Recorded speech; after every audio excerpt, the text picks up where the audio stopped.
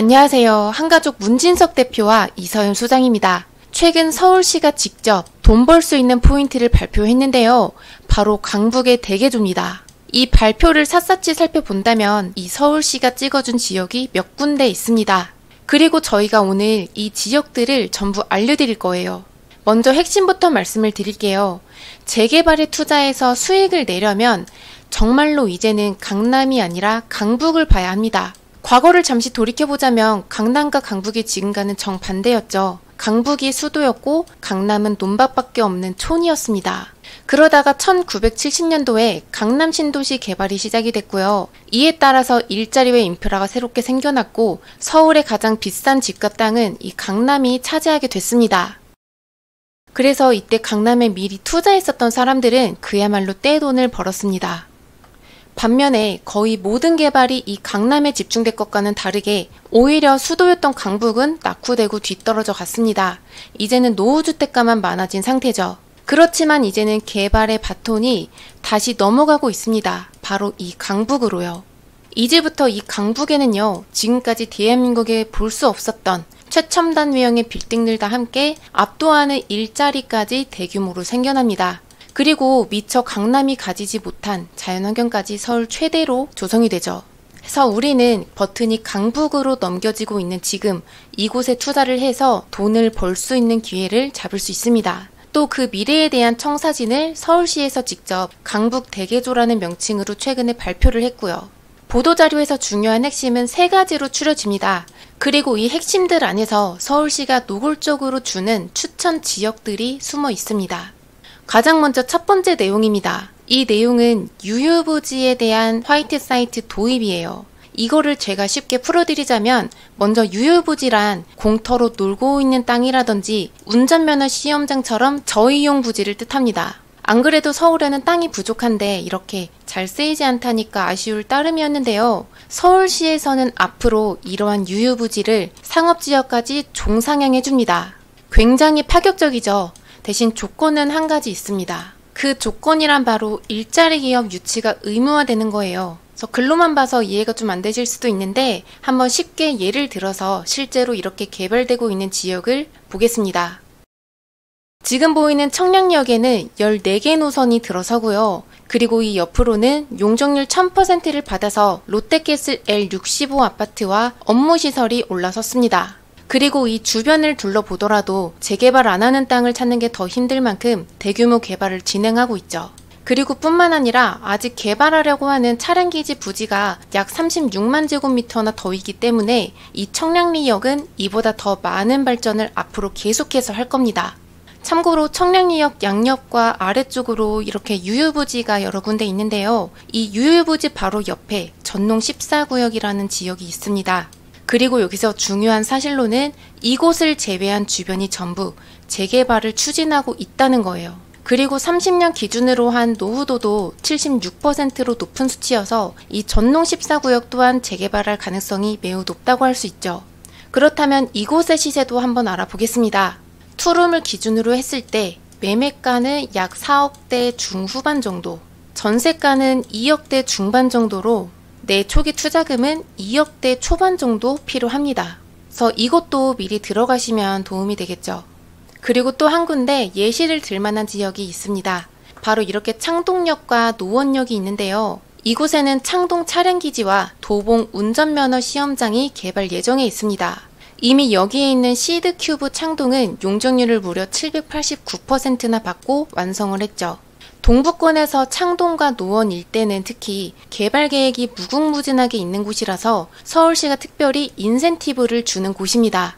참고로 여기에서 언급드릴 아파트가 있는데요. 바로 인근으로 준공 38년을 넘은 대규모 주공아파트 단지들. 이곳은 이미 층수가 15층 정도이기 때문에 당장의 사업성이 잘 나온다고 볼 수는 없습니다. 하지만 향후에 재건축을 진행을 한다고 했을 때 시드큐브 창동처럼 인센티브를 받을 거라고 예상이 돼요. 그래서 이럴 경우에는 사업성이 충분히 높아집니다. 그리고 최근의 시세 동향으로는 강남권의 경우에 하락했다가 상승해서 지금은 전고점까지 회복을 했습니다만 이곳의 경우에는 여전히 하락 후에 보합입니다. 그래서 저점 매수가 아직은 가능하다는 것이 장점이 될 수 있어요. 그래서 이곳의 경우에는 투자와 거주를 함께 생각하시는 분들이 검토하시면 좋을 것 같습니다. 그리고 한번 다시 돌아와 보겠습니다.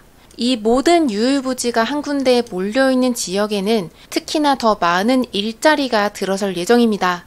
그래서 그 인근의 노후주택가는 재개발이 될 가능성이 더욱더 높아지고요. 대표적으로 예를 들자면 서부권이 있습니다. 수색 차량기지와 서부 운전 면허시험장, 은평 차고지까지 이렇게 3개의 유휴부지가 여기 몰려있는 게 보이시죠? 그래서 이 일대의 재개발과 재건축 지역들도 눈여겨보시길 바랍니다. 그 다음 두 번째 내용입니다. 상업지역 확대와 일자리 유치입니다. 여기에 있는 강남권과는 다르게 강북에는 종로구와 중구의 상업지가 대부분 집중돼 있어요. 그렇다 보니 초고층 건물과 일자리가 이쪽에만 몰려 있어서 이 외의 지역들은 베드타운으로만 사용이 되고 있습니다. 그래서 서울시에서는 앞으로 강북 전역의 주거지역을 상업지역으로 대거 상향시키겠다고 발표를 한 거예요. 그리고 이 말인즉 대규모 일자리까지 생긴다는 것을 뜻하죠. 그런데 우리는 이러한 지역 중에서도 무엇보다 역세권을 위주로 살펴볼 필요가 굉장히 있습니다. 왜냐하면 서울시에서는 이 역세권 주변에 대한 개발 의지를 계속해서 보이고 있거든요. 실제로 역세권 주변의 땅은 비역세권과는 다르게 높은 용적률 인센티브를 주고 있습니다. 그리고 앞으로 이 인센티브를 받게 될 지역이 몇 군데 있어요. 지금 보여드리고 있는 화면은 생활권 지도 계획이라는 사이트인데요. 파란색과 빨간색 이렇게 색깔이 있는 것들은 중심지를 표시를 한 겁니다. 그래서 이곳들은 쉽게 말해서 일자리 계획이 굉장히 많이 잡혀 있다는 의미입니다. 그래서 중심지 플러스 역을 끼고 있는 곳의 주거지역은 종상향에 대한 압력이 강할 겁니다. 또 더불어서 우리가 봐야 될 것이 있는데요. 새로운 역이 생긴다거나 아니면 각 자치구의 2040 플랜에서 언급한 곳들까지 같이 주목하시면 좋아요. 그래서 이러한 지역을 종합적으로 살펴보자면 어디가 있을까요? 강북구의 미아동으로 가보겠습니다. 이곳은 지구 중심지이면서 삼양사거리역을 가지고 있습니다. 그래서 이 일대가 전부 주거지역인 만큼 향후에 상업지역으로 상향이 될 거라고 조심스럽게 예상하고 있어요. 그리고 이번에는 광진구로 오겠습니다. 광진구의 중공역, 이곳도 마찬가지로 중심지이면서 중공역을 가지고 있습니다. 게다가 최근에 발표된 2040 광진 플랜에서도 가장 먼저 일자리 계획이 언급이 된 만큼 이 일대의 주거지역까지 보시면 좋습니다. 그런데 여기에서 만약에 여러분이 이곳에 투자를 하실 경우에 한 가지 의견을 드려보려고 해요. 이런 곳은 재개발까지 계속 가는 것보다는 부동산 개발업자에게 매도를 하는 계획으로 투자를 해야 합니다. 짧게 예를 들어보자면 성수동 중공업 지역의 빌라들은 기존의 용적률이 200에서 400%까지 상승을 했는데요. 이 이후부터 개발업자에게 매도가 많이 이루어졌습니다. 그래서 그 가격의 차이를 보자면 10년 전에 2억대였던 빌라가 지금 20억대에 팔리고 있습니다. 가격의 차이가 꽤 커요. 그렇지만 여기서 한 가지 유념하실 것은 이러한 투자는 재개발보다는 리스크가 꽤 높습니다. 그래서 본인의 투자 성향에 맞게 한번 검토하시길 바랍니다.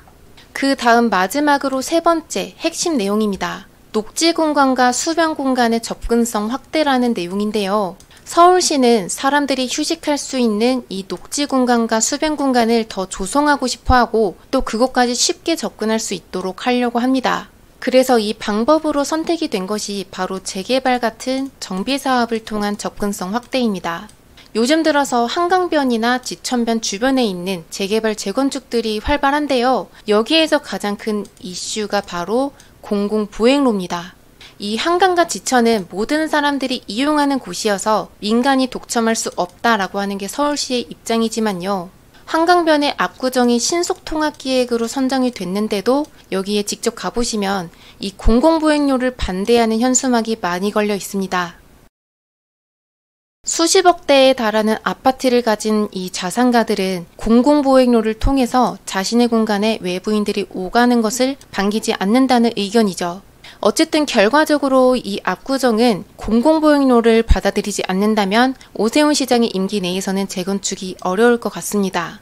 그런데 이와는 반대로 공공보행로를 받아들인 곳이 있습니다. 여기 있는 잠실주공 5단지 아파트가 신속통합으로 추진 중에 있는데요. 최근에는 70층의 조감도까지 나왔습니다. 압구정과는 다르게 굉장히 적극적인 움직임을 보이고 있어요. 지금 보이는 곳은 강북구인데요. 실제로 이러한 수변을 계속해서 따라가 본다면 양쪽으로 모아타운과 신속통합들이 굉장히 많이 선정이 되어 있습니다. 그래서 서울시는 이곳들을 재개발을 해서 공공보행로를 만들고 시민들로 하여금 수변 녹지에 대한 접근성을 이렇게 쉽게 갈 수 있도록 높이는 것이 서울시의 목적이라고 할 수 있습니다. 그래서 우리가 여기에서 돈을 벌 수 있는 방법은 이러한 한강변과 지천변의 정비 사업들을 노려보는 겁니다. 그 지역들을 예를 들자면 얼마 전 영상에서 저희가 언급을 했었던 한강변의 망원 2동과 자양 4동이 있습니다. 먼저 망원 2동의 경우에는요, 6호선 마포구청역과 한강과 월드컵공원 사이에 이렇게 위치를 해 있어서 공공보행로가 굉장히 필요한 입지입니다.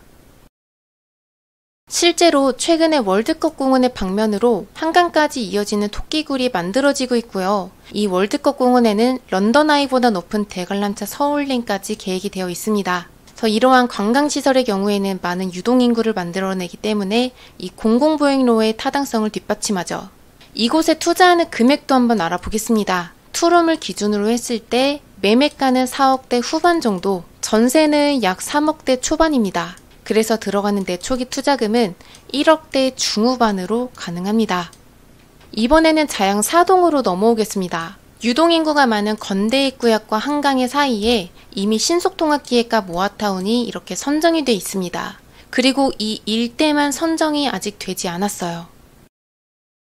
이 말인즉 서울시는 이미 재개발을 이용해서 공공보행로를 만들기 위한 준비를 하고 있는데 현재 이 일대만 남아있다는 겁니다. 그리고 이곳은 노후도도 높을 뿐만 아니라요. 인근에 있는 아파트가 이미 8사 기준으로 24억 정도 형성하고 있는 만큼 사업성과 투자 수익이 보장되어 있습니다. 이곳도 필요 금액을 한번 알아보겠습니다. 투룸을 기준으로 했을 때 매매가는 6억 정도, 전세가는 약 3억입니다. 그래서 내 초기 투자금은 2억대 후반에서 3억 정도로 보시면 되겠습니다. 오늘 내용에서는 서울시가 발표한 개발 계획들을 살펴보면서 그 안에 숨겨진 투자 지역들까지 알아봤습니다. 그리고 이러한 계획들은 사실 완성되기까지 오랜 시간이 걸립니다. 그래서 장기적인 관점으로 투자하는 재개발, 재건축 투자자분들께 이 내용이 더 크게 도움이 되리라고 생각합니다. 더 궁금한 내용이 있으시다면 위쪽에 연락처로 전화주세요. 저는 다음 영상에서 또 뵙겠습니다. 감사합니다.